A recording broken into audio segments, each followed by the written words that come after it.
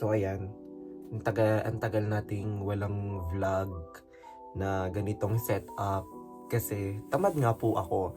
And today, sabi ko parang sinisipag ako mag-video kasi may ads na ako sa Facebook. So itong video na to is for my normal na vlog na pang Facebook at pang YouTube.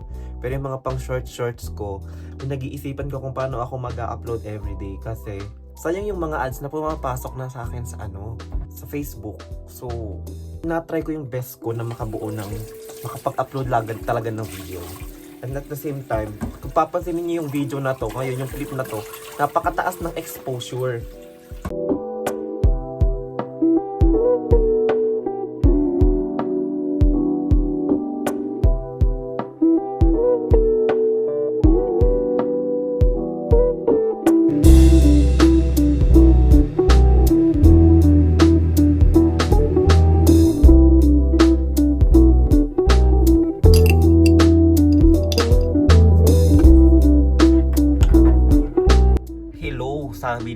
Hello daw sabi ng mga ng mga kalat ko sa likod.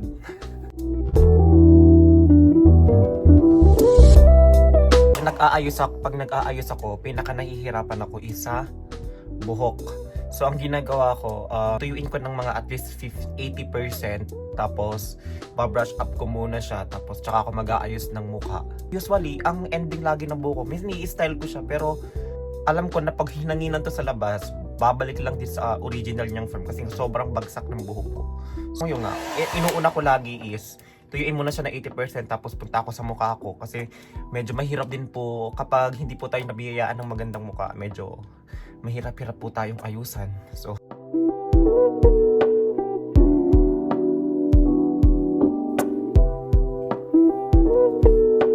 wala, nakita nyo na po yung extension ng Incheon International Airport.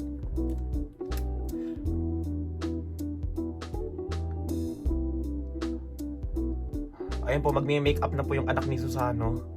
Magme-makeup tayo, wala kayong pake. Gusto ko mag-ayos. Nakakahiyang lumabas nang wala kang kaayos-ayos. Ang baba na nga ng tingin sa'yo ng tao dito. Tapos hindi mo pa aanuhin yung sarili mo para magmukhang presentable kahit konti. Ano ka na nilang aanuhin yan. Marunong tayo mag-ayos dito. Kahit konting-konti lang. Ma-elevate man lang natin yung sarili natin. Tubig. Uhaw na bigla.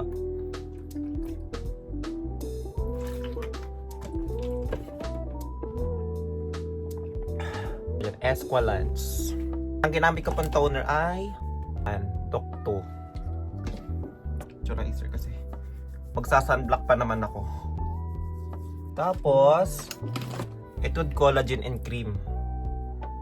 Hindi siya nagpa-focus. Ayan po.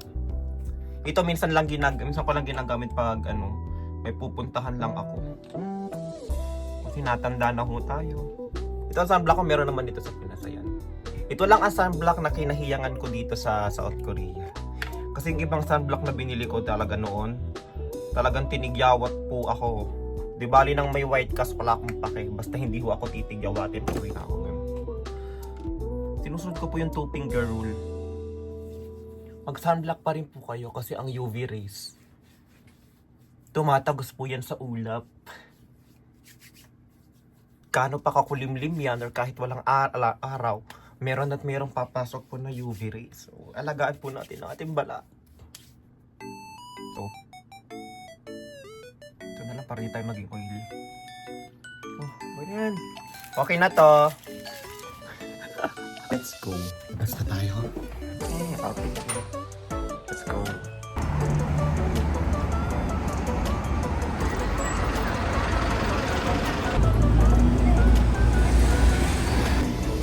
Saan ka bananakyuhan dito? Nabayad na yung isa? Ay. Ano kayo? Hindi na sobrang isa. Akin yung isa.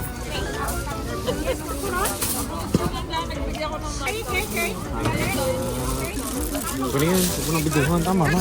Ako pa man, gutom na gutom. Lagi na kami aagawan ng palka. Alam mo ako yung gagawin, balik pa ako. Ayun, malamig. May flavor daw yun. Hindi yung matigas. Tutupan kayo nga lang. Yaman lang. Ako kasi sa lugar eh. Uy, Carla! Napunta mo! Napunta mo? Ha? Galing ako kay Kuya no. Ah, pa, napunta mo? Ha? Napunta mo? Pauwi na. May katrabaho lang ako sa sabayan pauwi dito. Ah! Hindi ka pumunta ka, pinakbin ko sana tayo. Ha? Natulog na ako. Natatalo lang ako. Sige na, babay na. Alasing ko pa ang... Alasing ko pa naman basketball. Ikaw ka mag-o-opening. So, biglang umulan and wala akong dalang payong. Titingin tayo dito sa top 10 kung may sale. Tuwing sweldo talaga, kailangan ko bumili kahit isang damit man lang. Reward ko na sa sarili ko yun. Wala rin ako nabili. Bibili dapat talaga ako kaso wala nangyari. Either wala yung size ko, tapos yung iba puro pang babae na. May miniso dito. Ang haba ng pila. So sure, merong play yan. Puro play dito. Uso dito yung maliliit na theater. Okay, may miniso. Magmi-miniso tayo. Ngayon ko yung sunglass. Hindi ko naman bagay ko ba ito? Hindi. Try natin yung iba. So ang ending, bumili lang tayo ng payong. Pero ang pangit ang buhok ko. Nakaka-visit. Hindi siya nakikisama. Max, 15 minutes. 15 minutes pa siya bago dumating. So, ikot-ikot muna tayo dito sa may sa may park dito sa Hewa. And tingnan natin kung anong mga meron. Let's go.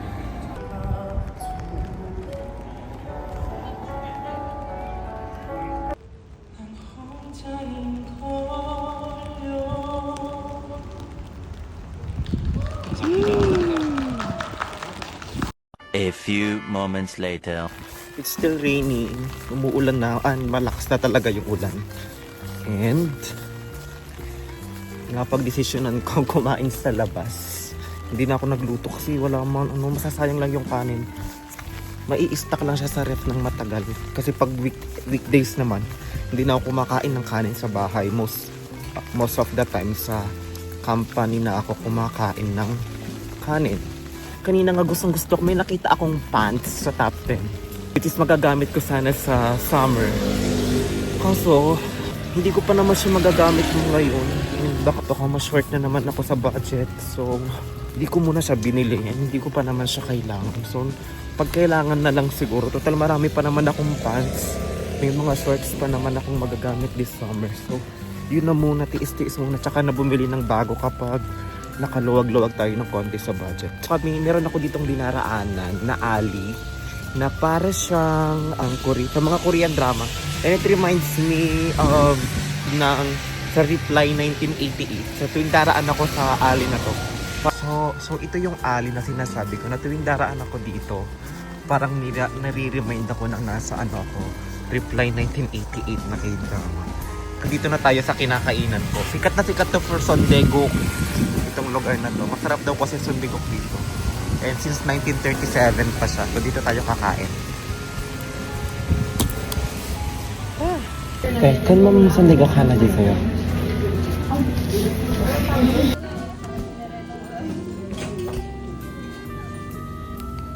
Hindi na ako nakapag-video and tinatamad pa akong bumalik. So, ang oras ngayon ay 8:47. Hindi ako sanay nakaliwa yung gamit kong pang video. Nasanay ako na kanan. So, ayan, nandito na ako sa Atusang place para mag-cafe.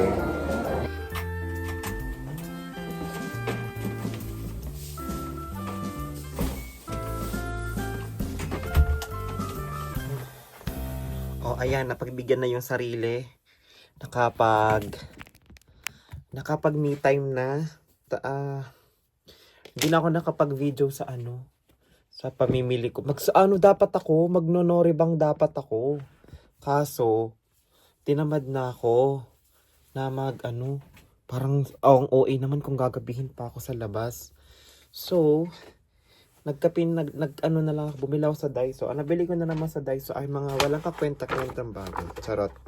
Ito, ginagamit ko talaga doon kasi laging nanlalagas yung buhok ko. Tsaka sobrang frizzy. So itong ginagamit ko, Kerasis na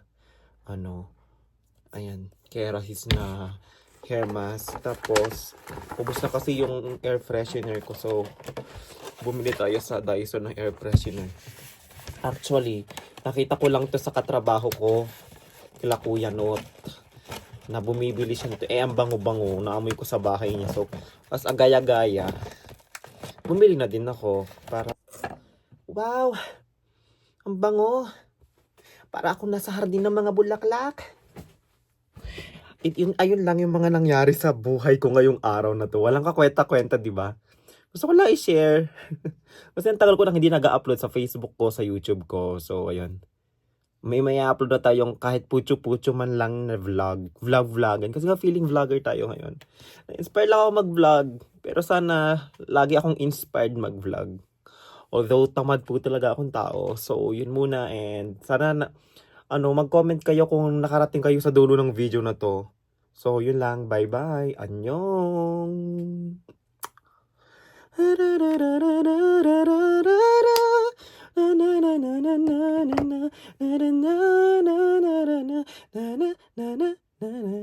Bye-bye.